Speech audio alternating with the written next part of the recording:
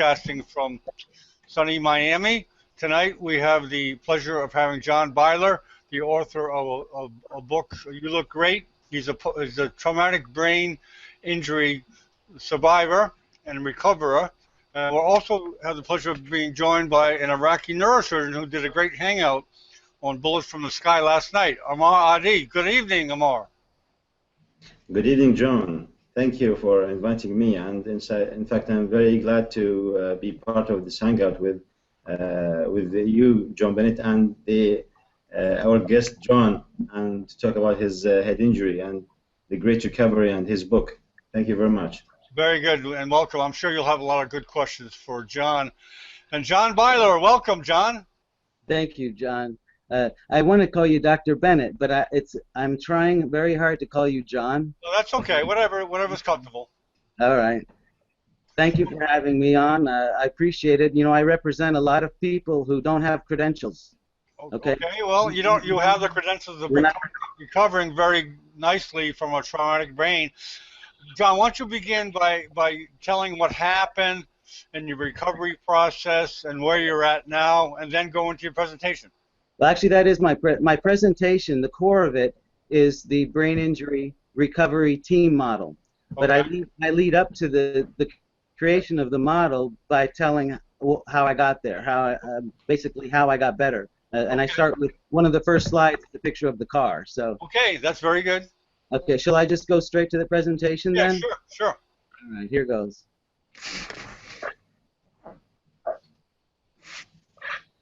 This is the cover. Obviously, You Look Great. It's the name of my book.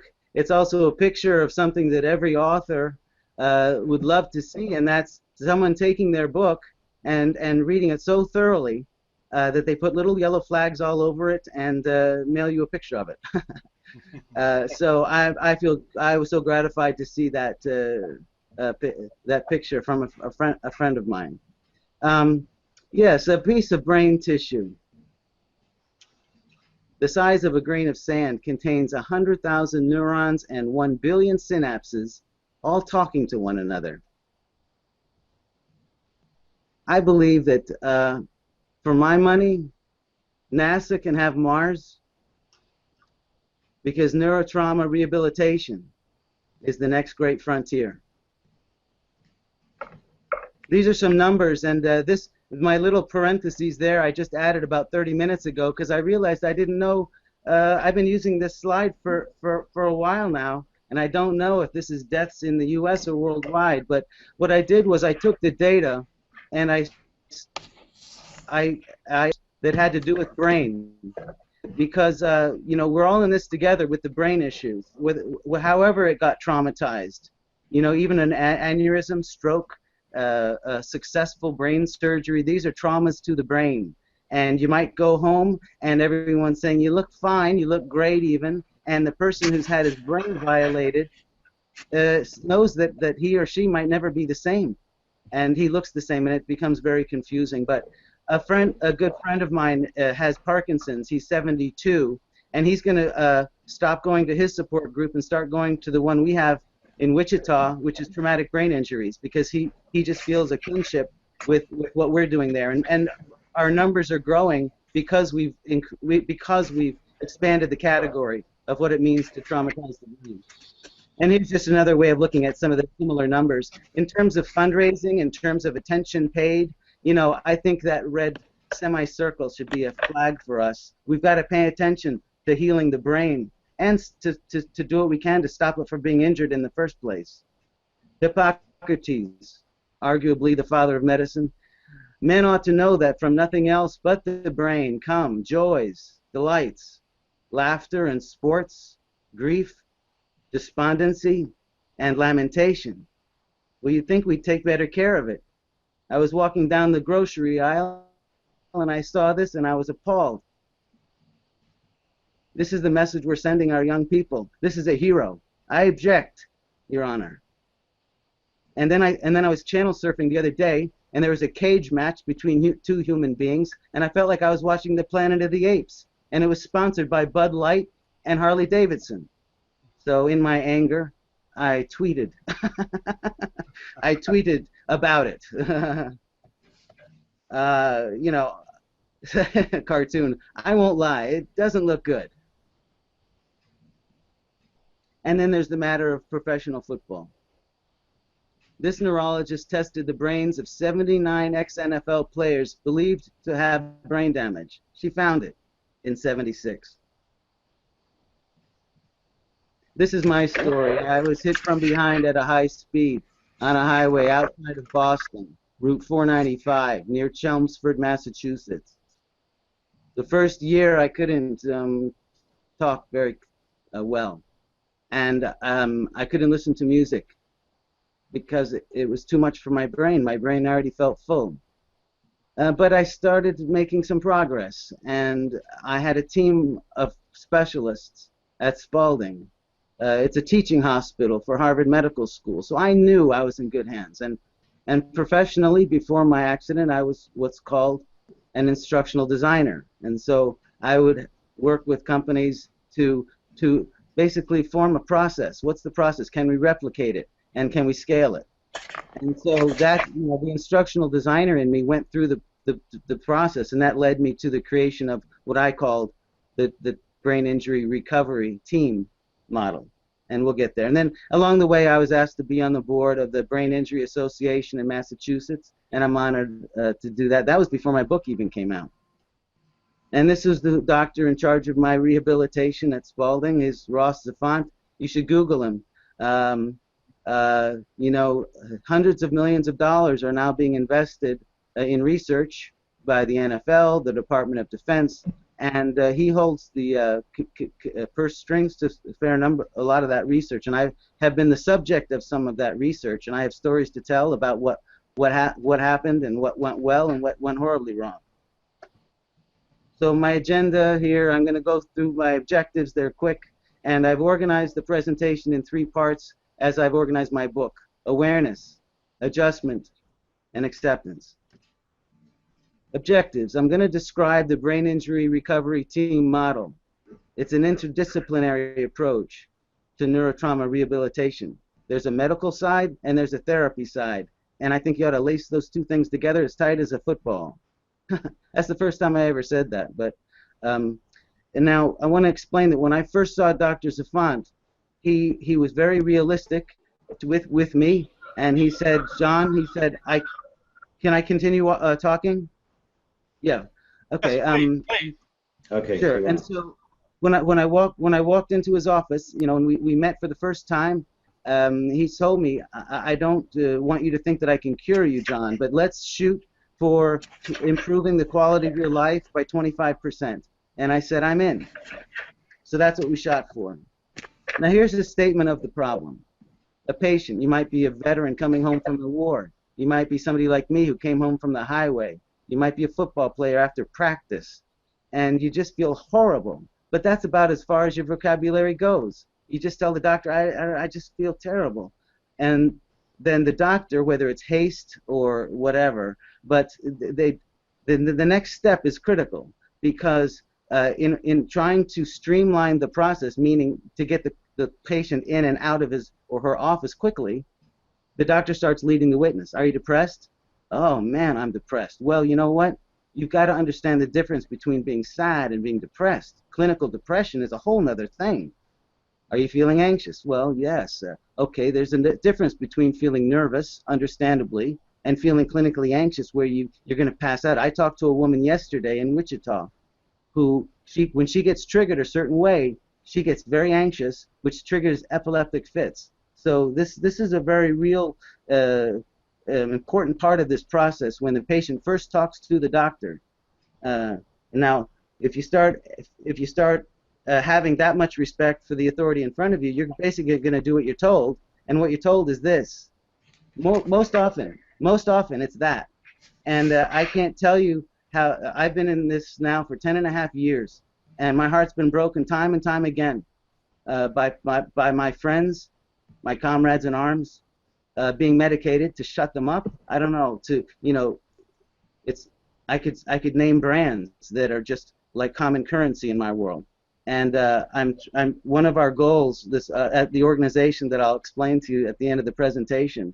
We're going to take a careful look at the natural ingredients and form an actual supplement company that people can rely on for as an alternative to these harsh chemicals. So here's one observation I made early on. If you give 5 neurologists the sequelae or symptoms of your TBI, you'll likely get 5 different diagnoses. My friend David, who's in my book, he compared the current state of research into mild TBI with AIDS research in the early 1980s. The real cutting-edge research of this mild so-called TBI is not trickling down to or bubbling up to the major hospitals. Now here's my attempt at a solution. The brain injury recovery team model. It systematizes options that doctors often leave unexplored. It helps them make referral decisions deliberately. It gives patients and caregivers a better understanding, a roadmap of what lies ahead in their recovery process.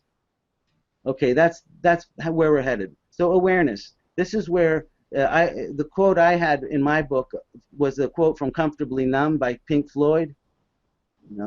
This is not who I am. You're seeing your life unfold before you, and something's gone terribly wrong with it, and it's a brain injury. But this sense of awareness, the reason those of us who are survivors, we bond so quickly and so intensely, it's because finally, as opposed to many of our friends or even family, we've met someone who confirms for me that I'm not alone, I'm not crazy, I'm not lazy, and you know what? I needed proper diagnosis. This is what life feels like, instead of the gentle sands of time floating down upon your head, you start feeling the pains of everyday life. Now, this is kind of where you're woken up to. What's going on around me? And then you see the door called death there, and the suicide rate is just unacceptably high, particularly among our veterans.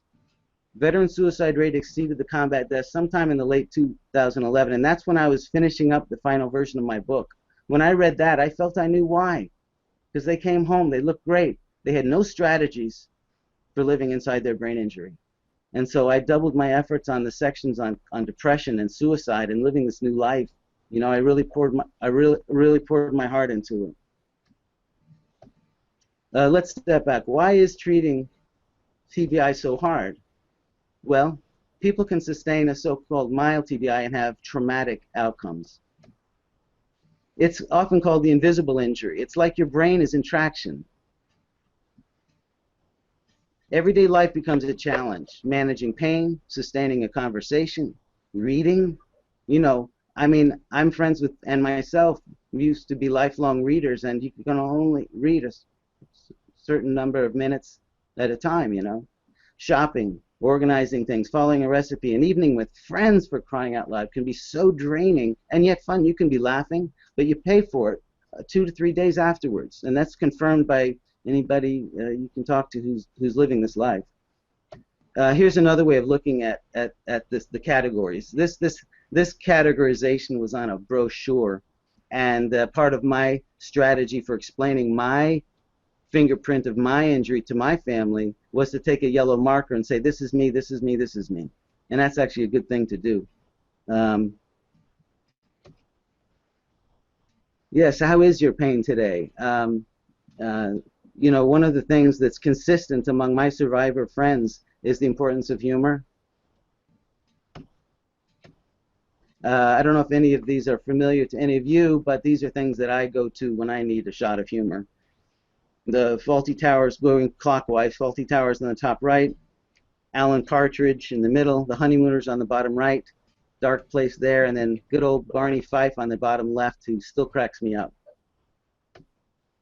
But this injury, you feel it all the time. You can go to a very nice resort, and you can't enjoy it. You've dragged your injury there. The depression, the anxiety, all those things we just looked at. One of the other sensations that requires an extreme focus and concentration and depth and strength of will is the sense of being trapped. Because I don't know if any of you have been in an MRI, but it can be very claustrophobic. I had to come out of it right away, and they had to give me Valium. And this is some people's worst nightmares, to be trapped in a closet or a trunk of a car or in your own brain. No nurse is going to come and pull me out of this MRI. I've got to make the best of my brain the way it is now, and that approach is the philosophical. You know, you have long conversations with fellow survivors about how do you deal with this madness. Defensive. Now, why would you get defensive? Okay, well, you know what? If you look the same and if you look great, the worst thing you can do to a person with an invisible illness is make them feel like they need to prove how sick they are.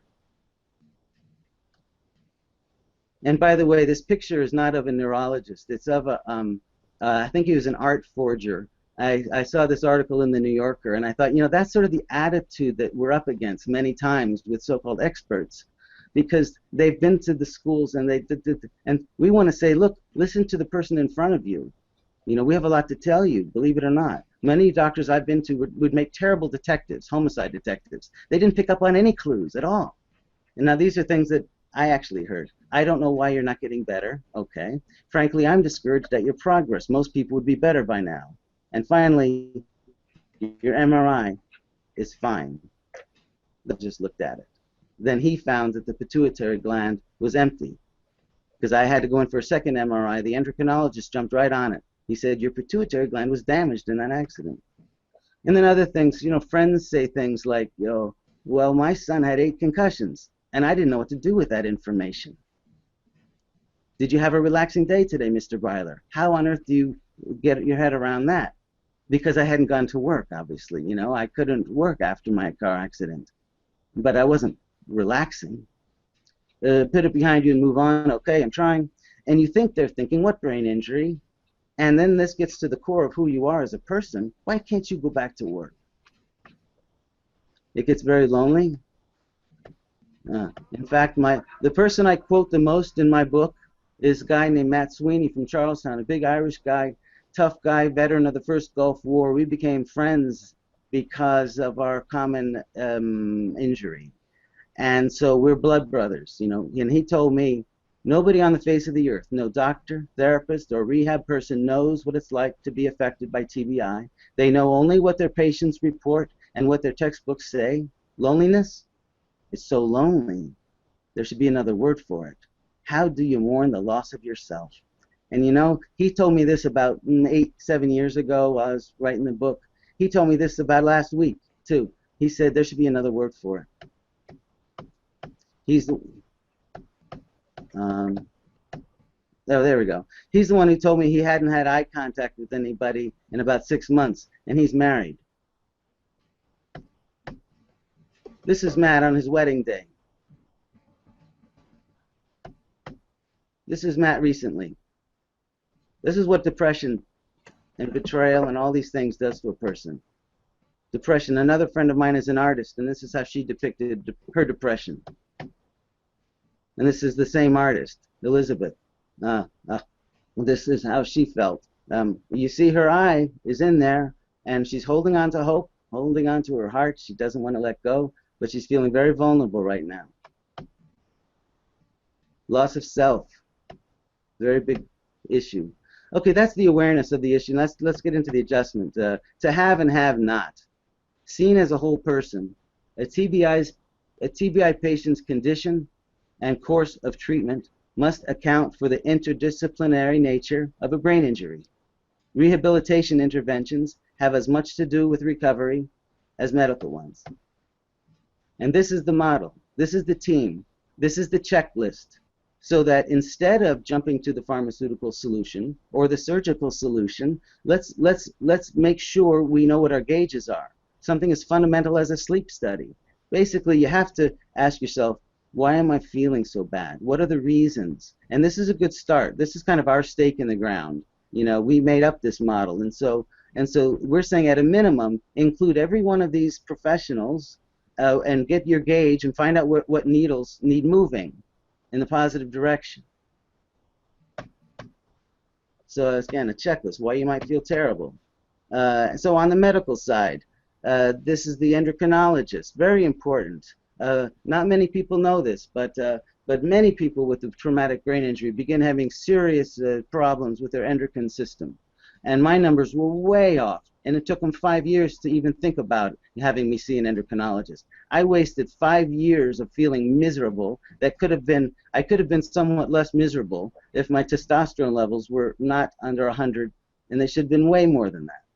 Neuropsychiatrist, very important, not just your garden variety psychiatrist. It has to be somebody who understands the difference between madness and schizophrenia and bipolar and traumatic brain injury. We are prescribed medicines that were not intended for us. We need to be ingesting neuro-restorative ingredients, neuroprotective things. None of this stuff that's eating away at our brains and oftentimes makes the depression worse. I mean, I never had suicidal thoughts before I started taking medication to prevent them. Okay, neuropsychologist. This one's important. We talked about being the invisible injury. Okay, so now everybody needs to quantify this injury because there's not many markers. Well, a big marker is the neuropsych exam. Okay, that's anywhere from 6 to 8 hours. You spread it out over 3 or 4 sessions, and just like an MRI takes a 3-dimensional picture of your brain, then a good neuropsych report and a good person who writes up the final report, you're testing the brain's cognitive capacities in all kinds of ways, logic and color and space and reasoning. It's actually fascinating. I was fascinated watching myself go through it, and then to see what the report said. Neurooptometrist. This is a big one because from what I've learned from there's only a few hundred of these in the U.S. Only a few hundred of someone who specializes in optometry, but its connection to brain traumas and how it can affect people's vision. A lot of my colleagues now are telling me about the vision problems they never had before their incident. And then, of course, the psychopharmacologist. And these are two very, very fundamental things to test. Get them through a sleep study. They might feel awful because they're not getting their REM. Of course. Put them with a CPAP. They'll sleep like a baby, and they'll wake up feeling somewhat refreshed. And unlike, I mean, these things are low-hanging fruit, as you might say. Vestibular testing. Well, I don't suffer from this, but one of the ironies of certain people's injuries is, like my friend Greg in my book, he's a fireman. He can't get on a ladder anymore because his vestibular system is all messed up, sense of balance. So that's, at a minimum, the medical side of the team. Now, this book had a big impact on me. I don't read much, but I read this cover to cover.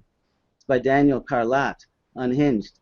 He talks very, very frankly about the conflict of interest between prescribing doctors and the perks from the reps, from the pharmaceutical reps, and that it's consequently too, therapy is becoming a lost art and science. They go to psychiatry school to learn about people's intentions and motivations and past experiences, and then they all of a sudden just say, well, you know what? I'd rather have 4 patients in an hour.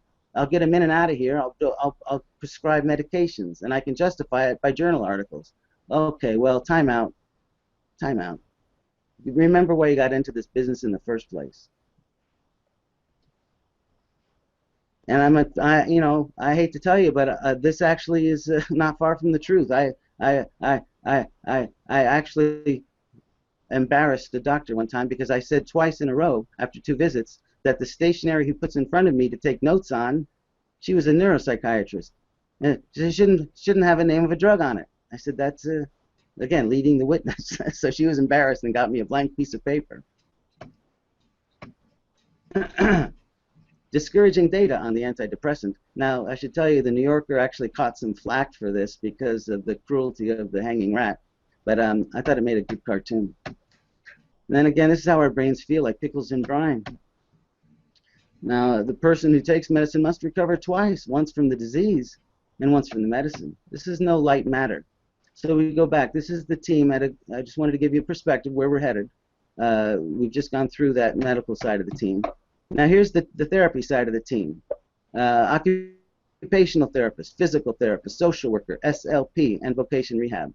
And time prevents me from going into any detail on these categories. So I'll just kind of back up and say one thing I talk about in my book is basically survivors are looking to clinicians to provide 3 main things And then I have a whole lot of examples of those three things that are within their professional jurisdiction: emotional support, informed guidance, and tactical support. For example, watch for signs of clinical depression and suicide. I've heard these things. I'm telling you, John, if I had a gun, I'd shoot myself. I've heard that more than once. And oftentimes, I just want to disappear. I've said that more than once. And I won't go into any detail on this, but if I boiled it down in my book, what my highlights were from all my strategy sessions with my team. And entire support group meetings could be run on each one of these. 1, pace yourself. 2, count the cost of every activity. 3, don't be hard on yourself. 4, write things down. 5, avoid isolation. 6, be hopeful. Please handle with care. We are fragile. And again, because we drag the injury with us, we need to learn to travel lightly by figuring out our critical path for that day. And it oftentimes means relinquishing responsibilities, especially if you're a high achiever. It's very frustrating to be a high achiever and to be so debilitated and not look like there's anything wrong with you. But you know that the neural pathways are blocked and that something is making your speech break up or make you cry in the middle of a conversation, you know. Now, I will say this about support groups. They should come with a warning, like on a pack of cigarettes. I visited one less than a year after my accident, and I said at the time, never again. It was really depressing. These two guys were 8 years into their injury and in the middle of painful divorces. Well, first of all, I thought I was going to be better in a year. That's what the data told me. 85% of the time you're going to get better. Well, I didn't. I didn't walk away from that. And so, yeah, last year, painful divorce after 33 years of marriage. Worst experience of my life. And you know what? In that time at that support group meeting, I wasn't strong enough to be the strong one. I was the one that needed support. So I've since gone back to support groups, but I tend to help provide some structure to them and make sure that we end on positive notes. You know, we had an amazing one in Wichita a couple weeks ago, and we're having another one this week. And I'm really looking forward to it now, you know. And this one I couldn't resist. It's always poor you, isn't it, Albert? That's kind of how it feels. But there is a fraternity of the injured, and it is strong. We talk in shorthand to each other. We feel less alone or isolated. We laugh and we say, you get it, you understand. And here's the other all-inclusive nature of traumatic brain injury. My friend Don, who I don't believe is with us any longer, he was suffering from herpes encephalitis, which sustained brain damage, and he thought my story was his story, you know, and so we share strategies with each other. It is very much a battlefield experience. So that's the team. We were in the adjustment section, just giving a little bit of markers along the way here, like any good presentation.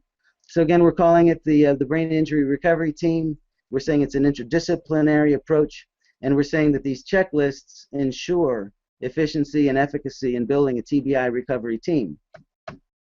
So my dream is to have one school, one graduate school, where we can have a specialty in traumatic brain injury and PTSD.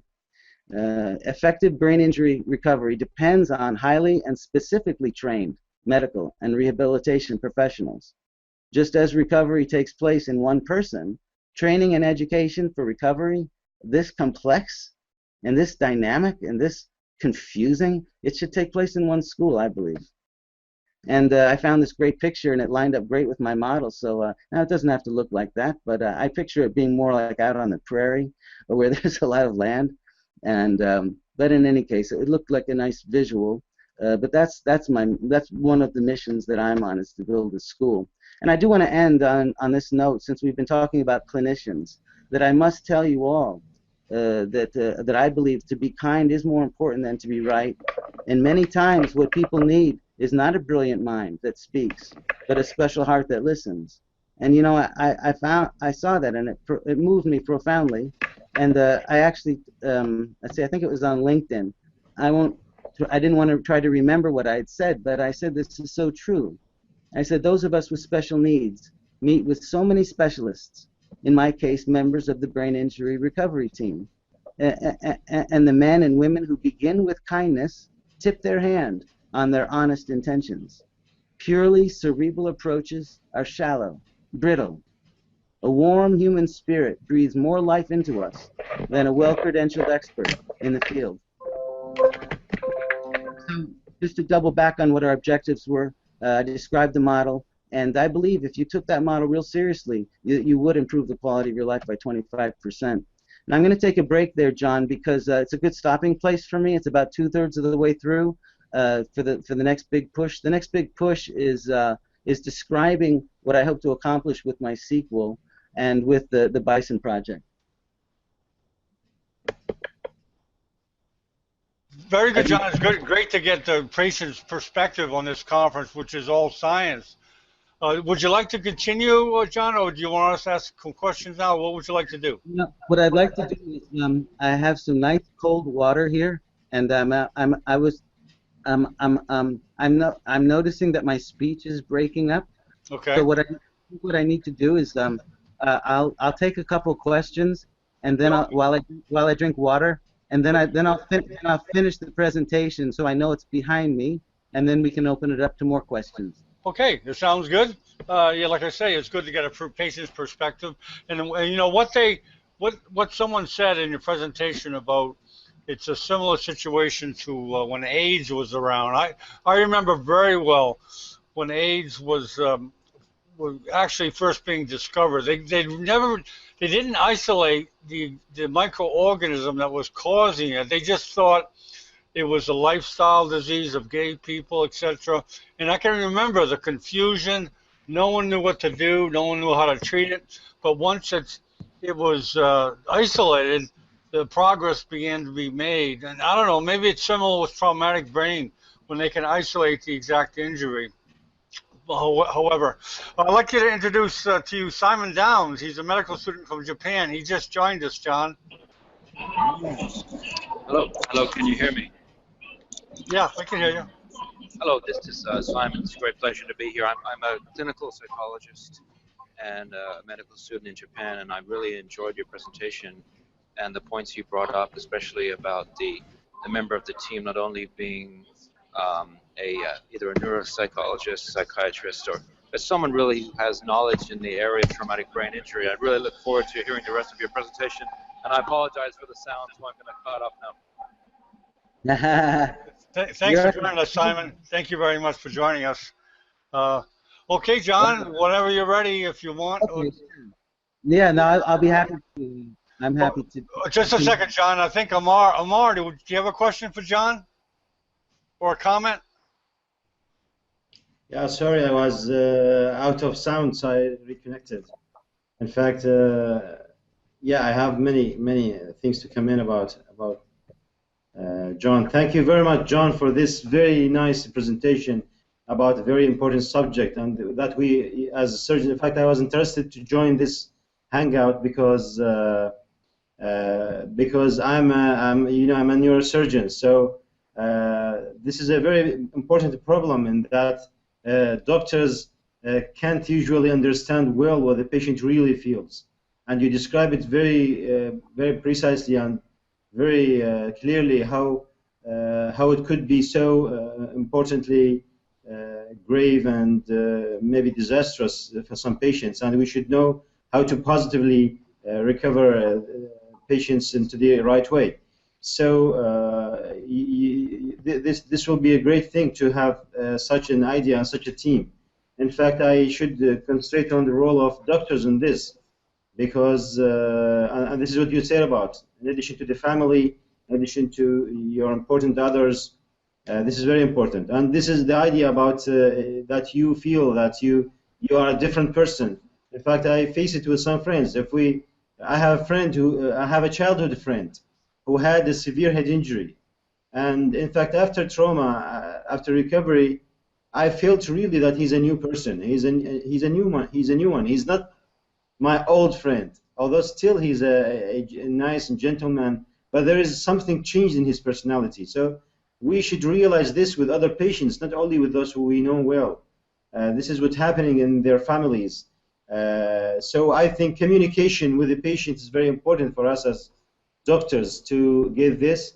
And in fact, you tell several of the quotes that we usually say, that like you have a normal MRI and I don't know why you are not getting better.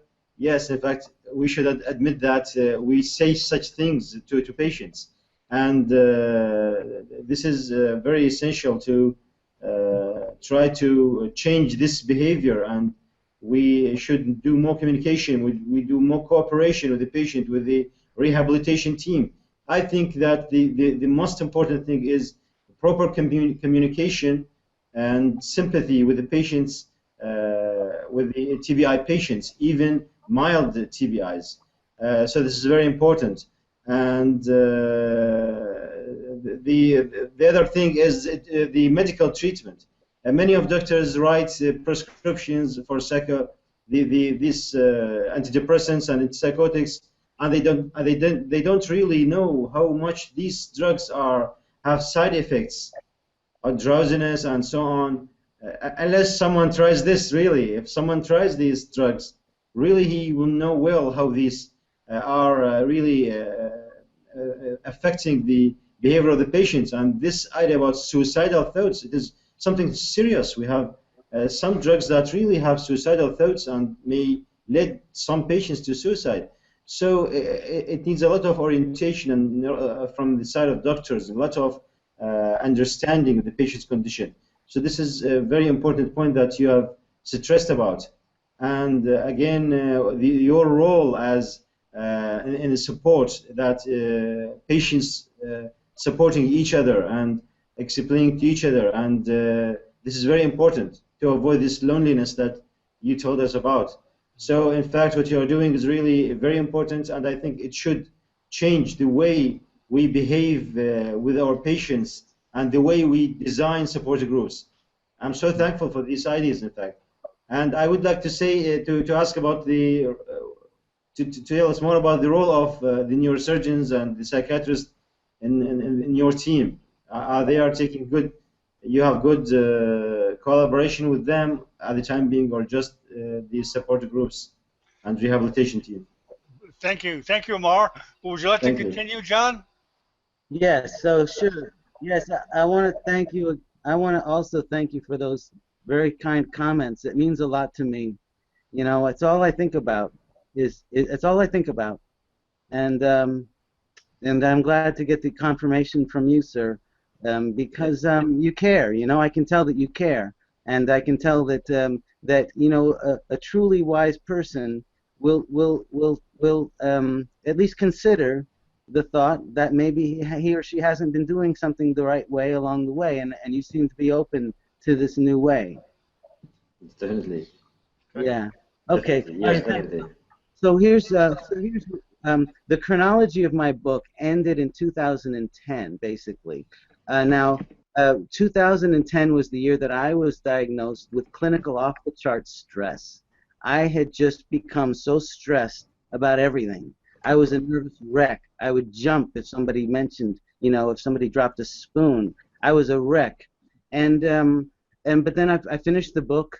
But then my whole journey with post-traumatic stress kicked in, and that's when I realized that even an organization like Spalding doesn't know what to do with us after about 3 years. I think the statistics bear that out. You stop getting referred to your team, you know, and they were who was there for you. Well, no longer. You're on your own.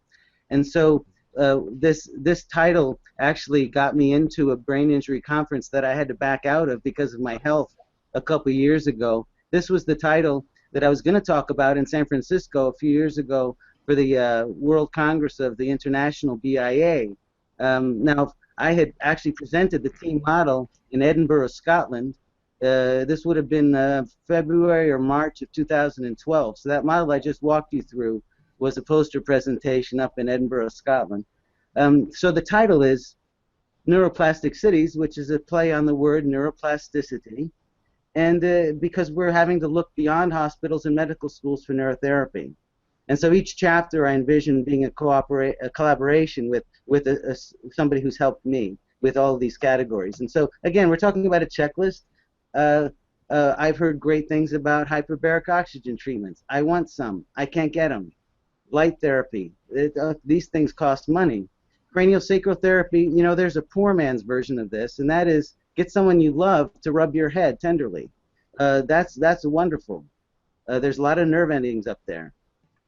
Uh, and the other thing is nutrition. Probably one of the top 3 things you can do is this. Pay attention to what you're ingesting every day and drink a lot of water. This is just your average, you know, this happened to be there's all kinds of articles about this now. I won't bore you with the details about brain health. That's a whole another category. Nutritional supplements. It's a confusing world. We're given these catalogs, and we're not giving any kind of guideposts. Every page of these catalogs scream out at you like this is what you need. So I'm working with a doctor, Dr. Garrett, who's my doctor. He's the one who got me off of my pharmaceuticals with really intensive attention paid to what I'm ingesting every day. And so I'm pharma free as of maybe 4 months ago, 5 months ago. It hasn't been easy. You know, you have to really pay attention to sugar, corn syrup, gluten, dairy, even. He's got his reasons. And I do enjoy an occasional glass of wine. And then walk, don't run, because running joggles your brain and it makes it hurt. Music is huge. I'm not a professional musician, but I'm a long-time guitar player, especially just electric blues, very simple idiom. And music has been huge for my recovery, very important to me. We have to pay attention to the marijuana issue. You know, when you're suffering and you see words like neuroprotective, neurorestorative, neuroplasticity, there are many studies being done now. This is Sanjay Gupta. You know, this is the mainstreaming of this medicine. He says it's irresponsible to not provide the best care we can, and that care might involve marijuana. I started running across these are articles from 5 years ago that I included in my book. You can imagine the progress that's been made in the past 5 years. Incredible titles. We have a member of our team. I have a team of 17 people now, core loyalists, I call them. One is a neuroscientist I met on LinkedIn, and he's our chief neurology officer. He's also our chief cannabis officer because he understands all that stuff. Smartest guy I ever, well, I won't say the smartest guy I ever met. He's extremely knowledgeable. And you know, anecdotal evidence is there for our veterans. You know, the PTSD is killing our soldiers more surely than the enemy. And this medicine is helping a lot of people, and we need to face that fact. It just is. Now, it does affect your personality. I used to have short hair, you know. Now I'm not ingesting now. I'm in a state called Kansas where it's against the law. But it's not a mild drug. But you're not partying. You're not smoking to get high. You're trying to not feel terrible and suicidal, basically. Asian therapies. Boy, we could have a whole webinar just on Asian therapies. You know, tried and tested remedies and therapies, and even if it's to get you through the day. Not a lot of these things aren't lasting. You might feel bad another couple days from now, but if you can get through this day and have somebody rub your foot and the top of your head, you're going to feel better. These are life-affirming. And other cultures have their own home remedies. I'm actually speaking of Iraq. Your neighbor Iran, there's a doctor out here in Wichita from Iran. He was one of the generals in the Shah's military, okay? He came here decades ago. And he's built a business on supplements having to do with his father's home recipes of natural medicines. And he's he's like helping people's conditions with these formulas from Iran. That's fascinating. So I met him. We had lunch together. There's faith healing and prayer. You know, this has been big. I pray my way through the day. I mean, sometimes you can't even leave your room. You can't leave your apartment. You're saying, God, I can't do this. I just can't do it. And you find a way. I read a great book. I've been a Christian for many years now, but I read about communion in a whole different way, where it talks about Jesus on the cross and how he bore our sins, but he also bore our infirmities and our afflictions. And I started taking him at his word. I started believing it. And so I start to put my afflictions on him on the cross, and so that I can lead a resurrected life. You know. She's doing really good work. If you've never heard of her, she just even anecdotally, these are notes from the underground for you all. She's making a difference in people's lives. Dr. Caroline Leaf, please Google her. She's doing very good work. I'm a big fan of hers. I drove all the way to Dallas, Texas, part of a conference that she spoke at. Cognitive behavioral therapy was extremely useful to me. Particularly Theodore's model that I learned at Mount Sinai on the Upper East Side in New York City. I was part of a 3-month program there. And he has a model that helped us all understand what happens between a trigger and a behavior like slamming a door, and how you unravel that, how you unbraid that. Brilliant. And it's the kind of thing where you literally can take a napkin out over coffee and walk somebody through this model, and they're going to look at you like you just untangled the most complicated knot they'd ever lived with. It's an elegant model. It's powerful. Summarizing some of cognitive behavioral therapy is woulda, coulda, shoulda. Next, yes, there is a move on aspect to this injury, and many of us who are surviving the best are just saying moving on, and it can never hurt to see a picture of a baby pig.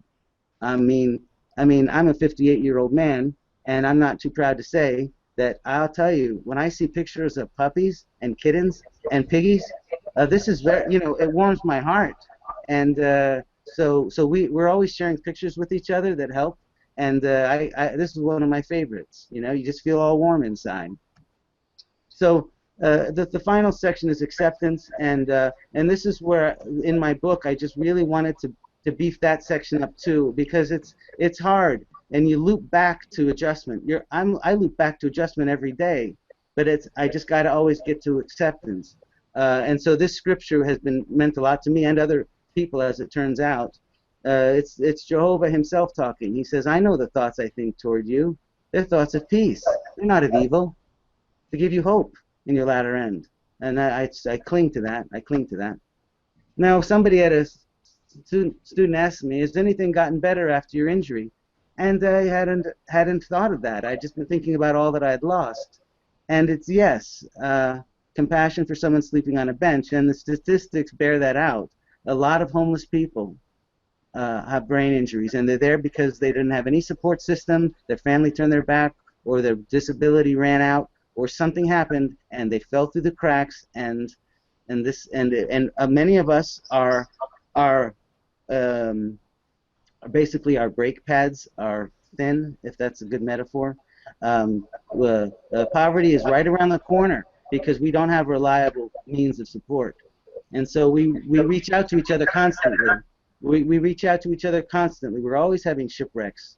We're always having shipwrecks. Something bad always happens, but here we are in the boat, and those of us who are my core team, my core loyalists, we cling to each other, just like this. In many ways, that's how it feels.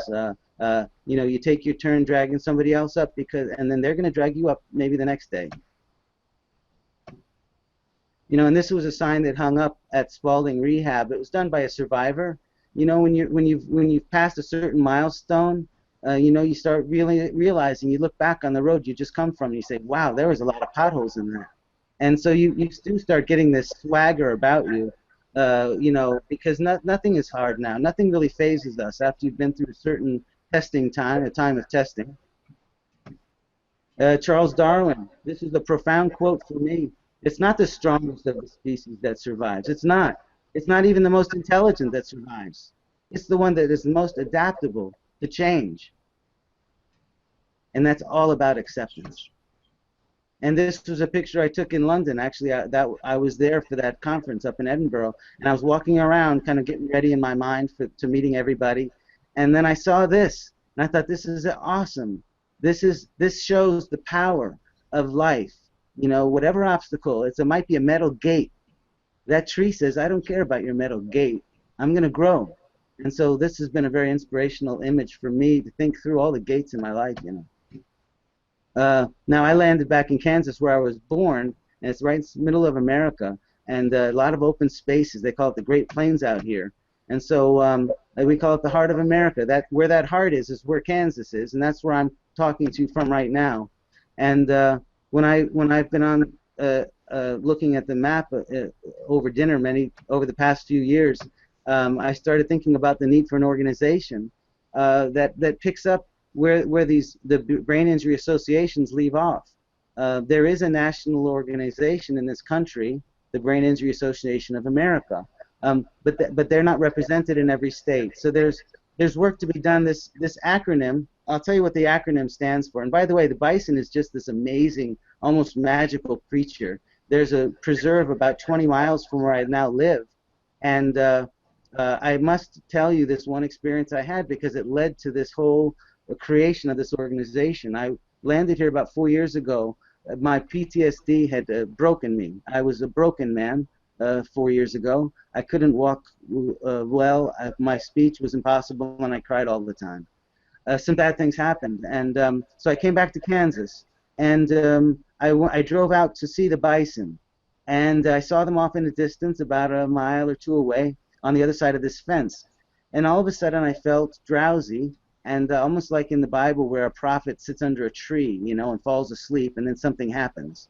Well, I slept there in this field, this open field, for about an hour, and I woke up, and I did not take this picture. My sister did on a different day, but that is what I saw when I woke up. On the other side of the fence, this herd of bison had walked the entire way to check me out. and I felt flattered. I felt together with them. I felt like fellow mammals, you know. So I just felt honored to have been visited by this amazing herd of males and females. And so one thing led to another. And the acronym is Brain Injury Support, and operational and neurological. Operational refers to the tactical help that our organization will help with families. The paperwork specifically. We're going to be very tactical here. We're going to get real smart people and to handle the medical paperwork, the legal paperwork, insurance, and the neurological refers to brain health, and it gives me an opportunity to talk about, to expand the definition of what we mean by a traumatized brain. Now, I won't spend any time on this, but on LinkedIn I posted this poster recently because I'm gearing up for a launch on the 1st of June, which is the Bison Project, which I won't take your time now, but it's what gets me up in the morning.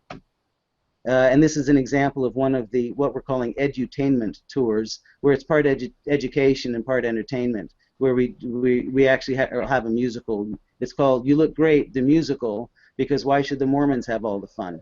And that's kind of a joke because in this country there's a very popular and funny musical called The Book of Mormon. So that's something that's happening out here in the Santa Fe Trail. And just one thing that I'm gathering a lot of interest in actually is bison as a political force in this country, because so many people are just disaffected and disillusioned with what the Republicans and Democrats are offering. So, you know, back about 100 years ago, Teddy Roosevelt started the Bull Moose Party, and so we're going to there's some people and rattle some cages. And specifically here in Kansas, our very unpopular governor is stepping down in 2018, and so I'm getting a lot of interest in running a candidate and take the state house by storm. And I'll leave you with this. He's a poet, Bertolt Brecht. He says, that's all, but it's not enough. It's like the man who carried a brick with him to show the world what his house was like. And I'll leave you with this. Sometimes I'll get a photograph from a friend holding my book, and I treasure. He's been through hell and back, my friend Bob. So feel free to email me your picture holding the book, and we're going to put it all together. So this is my second to last slide, kind of a sign off, and then I'll leave you with this one, and I'll just leave it up, and feel free to ask me any questions now while I drink some water. Well, very good, John. Thanks a lot. Thank you. And I welcome you, and I hope we can build a community with your help of traumatic brain injury patients that can meet on Hangouts. Of course, it's best to meet in person. However, there are some occasions where patients can't get out of the house, or it's not convenient, or maybe they don't want to travel or whatever. They don't have a car. So hopefully we can utilize this platform to bring the traumatic brain injury and the bison community together. And Simon, any comments? Are you still there, Simon? You may not be. Yes, Maybe. thank you. Yes, I'm here. Okay. Thank you very much. I apologize for just arriving at my station, but I watched the whole presentation. I was very impressed, and I agree that the community, with this speech, this presentation, as its basis, would be a wonderful start. I think it's fantastic. I'd like to learn more about his book, and so I thank you so much. So I look forward to this continuing conversation. Thanks, Simon, for participating. And Amar, would you like to comment or questions? Yeah, thank you. It was a very great hangout, in fact, and I hope that I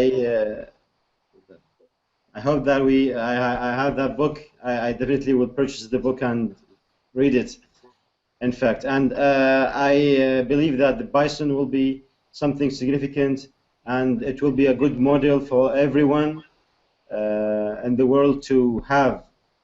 In fact, we may try any in neurotrauma center should try to upgrade their projects and their systems to get benefit from your ideas. In fact, it's very nice. Well, you know, and I always believe that in this cooperation, in the last hangout, I told John that we want. I talked about bullet injuries in the head, falling bullet injuries. I told John that we need rehabilitation. There was a rehabilitation doctor who have interest in this. I told him that that we should meet him. We should try to talk to him. He have some patients with such conditions. So I believe that communication and interaction with rehabilitation team and directly with patients, especially intelligent patients like you, will definitely help upgrade our systems to recover our patients from the serious consequences of TBI. Thank you. Very good. Thank you, Omar. Okay, Thank you. John, we're going to have to close now, but I really appreciate you coming out, and we'll talk later. I definitely want to help you form a community, like Omar said, to help communicate with each other and to communicate with occasionally have doctors speak, but especially to give patient support within your brain injured community. And I thank you very much, John. okay. Well, I'm delighted with how it went, and I'm happy to have met so many new friends today. And I know this will be an encouragement to a lot of my friends and colleagues as well, because they'll feel that their voices are heard. You know, because I'm passing along a lot of information to you, representing many people, and I feel very happy now, stronger. I feel stronger now. Very good. Let's build a community. Okay. And we'll talk later. Let's build a community on Neurosurgical TV. Okay. I'm in. I'm all in. Thank you. Thanks, everybody, for coming. Thank you. Thank you. Thank you, John. Bye. Thank you.